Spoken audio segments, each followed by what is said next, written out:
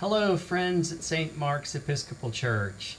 I want to start by saying thank you to you for your generosity to United Crescent Hills Ministries, for the various ways you have been a tremendous partner to us and to this community for truly the life of our organization. And so I consider it a privilege to be in partnership with you all. I also want to say thank you to your Rector, Candace, and she has been a tremendous asset and wonderful addition to our neighborhood and the community, and I am grateful for her friendship and for her leadership within United Crescent Hills Ministry as she is on our board at this point in time. So, in talking with her, just wanted to give you an update about what's happening here and what we have been doing and how we're functioning and moving forward during COVID-19. So we have been able to remain open and to serve our neighbors and those in need and new neighbors that we didn't know were going to be in need this year in these trying and different times.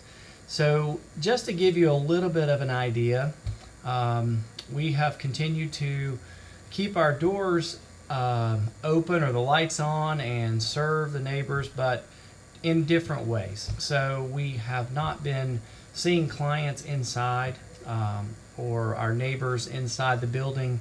We have been working virtually through financial assistance. So we're talking to people on the phone. We're getting documentation through email or text, utilizing technology like DocuSign and other things so that we can get them to sign the documents we need. And so that has been ongoing and has truly been very, very busy with many people needing our assistance. And to give you an idea about how many, since COVID began in March, or at least for our community and the shutdown, and many of those who were working lost income and lost jobs, we have helped over 100 households with their rent or mortgage to remain in their home. So to keep people from being evicted, we've been able to assist them with their housing cost. And so that has been just over $80,000 that we have done through the last few months. So that's been a very busy time in working with people and processing things and making sure that we can get the checks to landlords and do that. So that's one of the components that we have been doing, and we've been doing that every day during the day. So also we've been doing people's utility assistance. That is another thing that has been growing. People's bills are getting higher. They unfortunately, when they lose work, those things don't stop needing to be paid. So we have assisted just around 60 or so households with utility help, and that breaks down by about $15,000 during the time that COVID has been impacting our country, and particularly in Kentucky. And so that's another component that we have done. And then in addition to that, we have been helping with Louisville water assistance for people as well. And so that's another $4,000 and just over 20 households. So when you add all of that up, you're looking at nearly 185 to 190 households and just around $100,000 of financial assistance since March. So that has been, as you would imagine, very busy for us, and we've been able to incorporate some new AmeriCorps Vista workers and some other volunteers to help with these things. But it's been a pretty heavy on our staff, as you would imagine as well.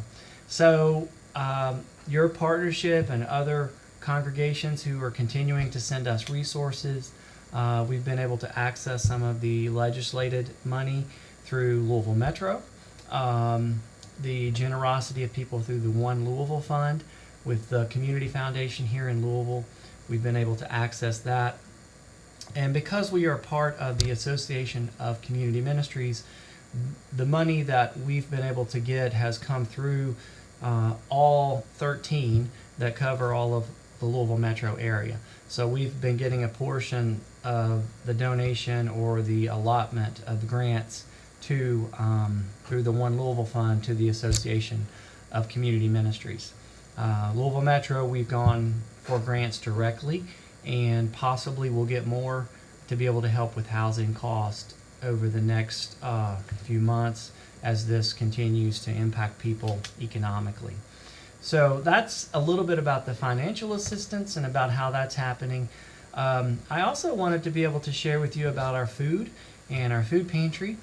And it is another thing that's been a totally different way about doing service. I am of the mindset that I would rather have people come in to our building and be able to pick their food like I do in the grocery store. I would prefer for people to have that option of choosing the items that they know that they can eat, especially due to their dietary concerns. And I have 3 kids, and I know how picky my own children are. And so certain items that they won't eat, there is no need for me to buy in the grocery store and increase my my size because they're not going to eat it, and I'll end up eating it. And so when we give out food to families over the last few years, we've really worked to try to bring people in and give them more choice in what they get. This pandemic has caused that to change and shift. We are not allowing anyone into the building currently except for our staff and volunteers.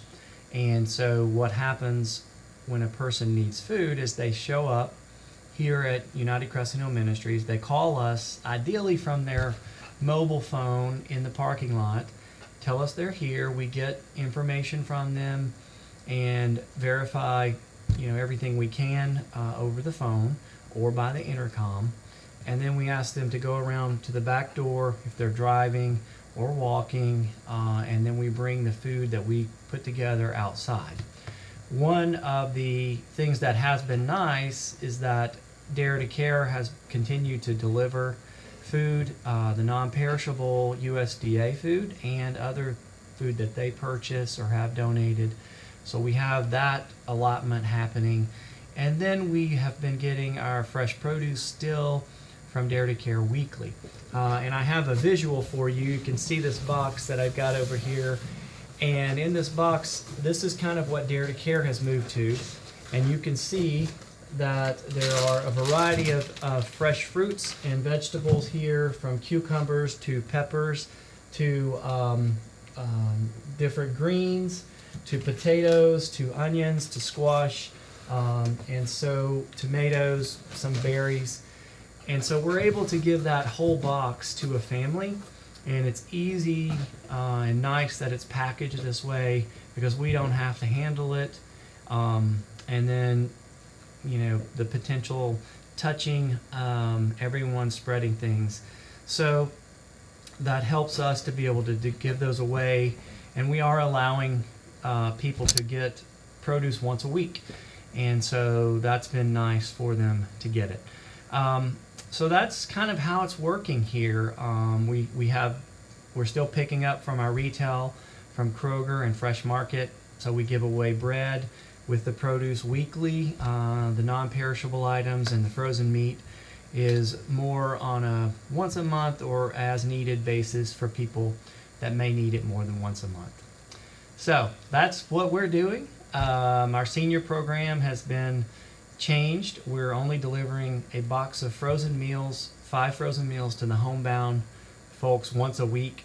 And our youth program is trying to reshape and become maybe a hub. We're trying to be a hub for NTI, where students could come here and we could help them with that instruction so that they don't fall further behind. So we are looking for volunteers currently to do that. And if you're interested and feel like you can come in, we do have people wear masks. So you have to mask up. And we do have a temperature that we're checking as people show up. And so we do a scan and check everyone as they arrive and make sure that everybody is asymptomatic at least, and hopefully protecting each other with our mask.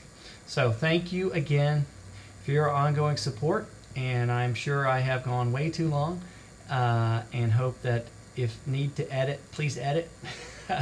But we're grateful for your support, and thank you again for all you do for us.